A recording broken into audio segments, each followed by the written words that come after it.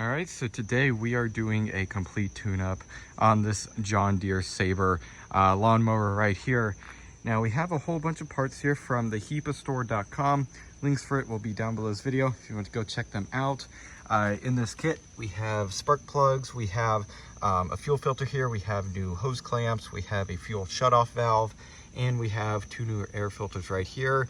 And then also a different air filter, a oil filter, and another component here. Those are for the bigger engine. That was optional in this mower. We have the smaller one, so we're only going to be using just a couple of the components here. I'll go and show you guys around this mower. It's an older model, Sabre, John Deere. I believe it has 100 and some, no, 282. All right, then I thought 282 hours on it. And this is really important to keep up on your lawnmower's maintenance.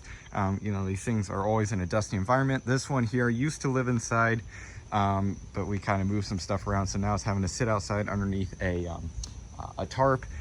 So they're just in horrible environments all the time. You know, they're always going through tall grass and stirring up a whole bunch of dust. So it's really important that you maintain your mower if you want it to last a long time. I'm going to show you guys here. We have the 13 horsepower Briggs & Stratton right there. See the model. So there it is. So let's go ahead and get to replacing some of the parts here. All right, so let's go ahead and throw in the air filter. Now in this case, we have two of them. One's right there in the package, and here's the other one. I went ahead and already put, I guess you could call it like a sock or pre-filter over it. Went ahead and already installed that. So to get the old one off, unscrew this, pull this cover off right here. And here's the old one, and you can see, absolutely disgusting. Like I said, mowers aren't very well maintained. So if you want yours to last a long time, well, you need to do this. You go ahead and unscrew this right here. There we go, put that over here. And simply pull the old one off. You can see, yeah, absolutely disgusting. Actually, it appears to be an original one. See, it has a Briggs & Stratton little emblem right there. Go and get the new one here. You just simply put it on just like that. You put this on, tighten it down.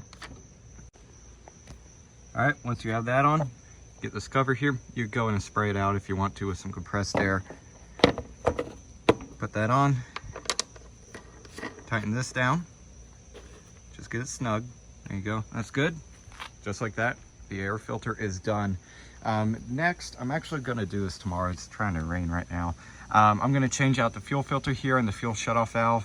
So we'll go and do that tomorrow. And of course, we'll replace these hose clamps. All right, so let's go ahead and replace the fuel filter now. And then next, we'll go ahead and replace this valve right here. So what you're going to do is you're going to get some pliers. All right, you're going to go ahead and break these loose. And really, first, you can actually turn this off. Even if you get these loose, it isn't going to start leaking immediately, but go ahead and turn that off. Get these hose clamps right off here. And then you're going to need to break loose the connection here from the fuel filter. By the way, here is the new one right there. Don't want to get that handy. Let's go and get these connections off here. Going to take some force because they have this like a barb fitting type deal right there, so they're going to try and grip. I might have to take it loose from here, pull it off there, and then that'll give me some more room. Let's go and try that. Put this back on here. Going to get this clamp loose, twist it to break it free.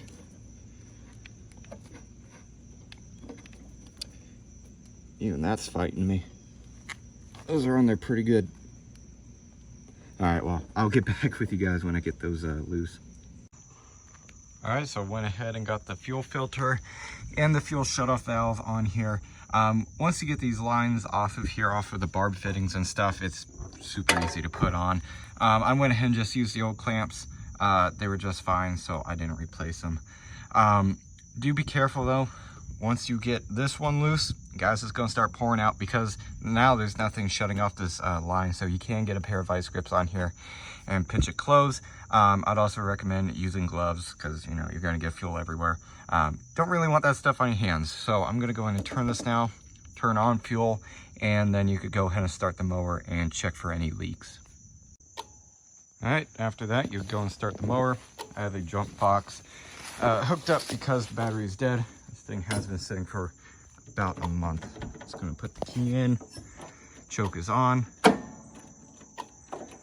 And okay, I don't have a good connection. You can see these terminals are terribly corroded. So let's go and reposition it here. And hope that's good. Nope, need a better connection. Let me clean up the terminals and see what I could do. Let's go and see what I could do now. Clean up the terminals a little bit. Put the seat down.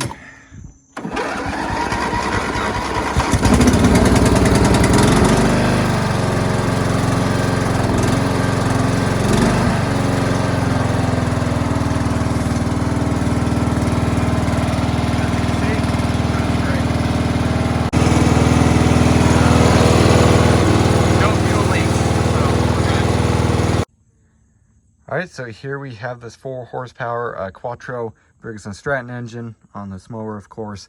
I'll go and show you guys the model number right there.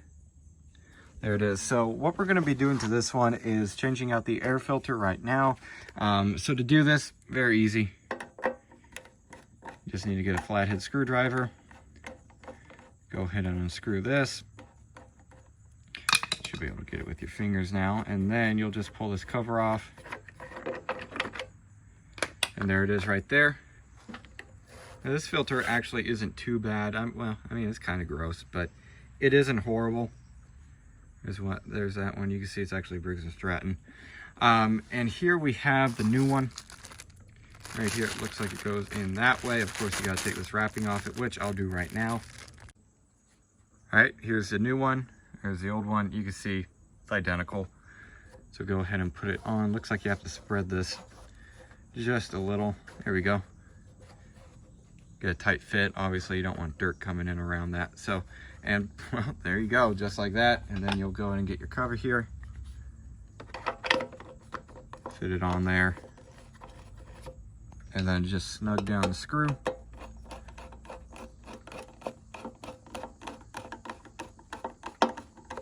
Doesn't need to be super tight. There you go, that's plenty. And you can see, there it is installed. Very easy, direct fit. All right, so there was just a quick little tune-up on the push mower and also the Saber John Deere right here.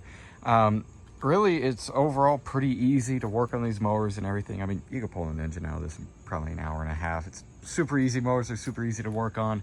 Thankfully, everything that we replaced on this one was super easy to get to.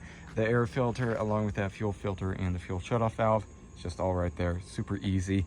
And of course, the parts that I got were a direct fit, along with that the Quattro Briggs & Stratton. I'm not exactly sure, again, the model name or whatever of that mower, but again, direct fit. That filter's just dropped right in, and it was a quality replacement.